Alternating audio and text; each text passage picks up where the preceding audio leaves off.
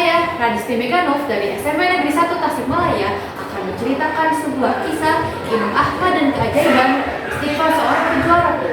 Selamat menyaksikan.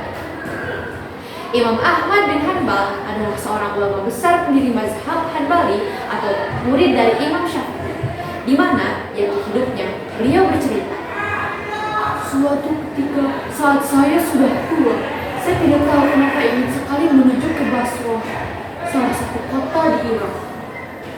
Padahal Imam Ahmad tidak memiliki janji dengan siapapun atau memiliki suatu hajat. Beliau akhirnya tetap berangkat menuju Basrah.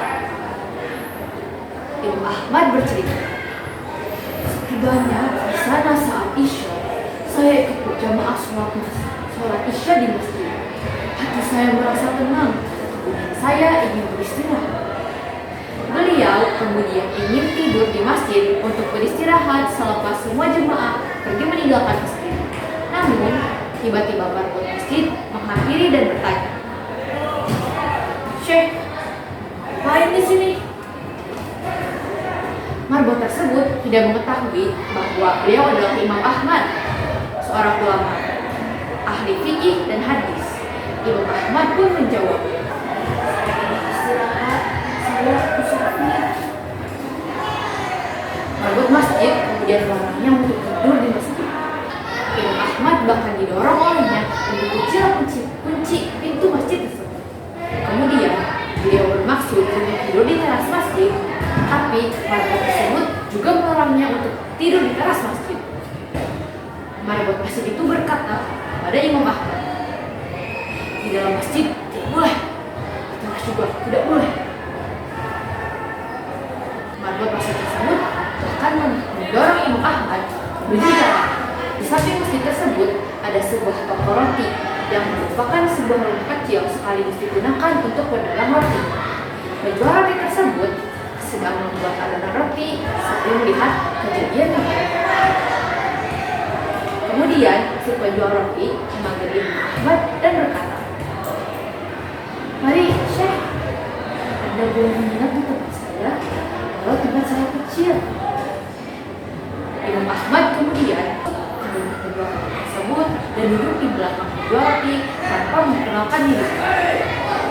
Penjual roti itu tidak berbicara maupun bertanya kepada Imam Ahmad jika Imam Ahmad tidak berbicara terlebih dahulu.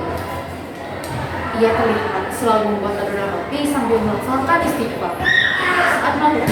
Saat meletakkan garam, memecahkan telur, mencampurkan gandum, penjual roti ini selalu beristighfar. Imam Ahmad bertanya kepada penjual roti, "Sudah berapa lama kamu melakukan ini?" Kemudian dijawab, "Sudah lama sekali Syekh, saya menjual roti sudah 30 tahun. Itulah saya lakukan." Imam Ahmad bertanya lagi, "Apa hasil dari perbuatanmu ini?"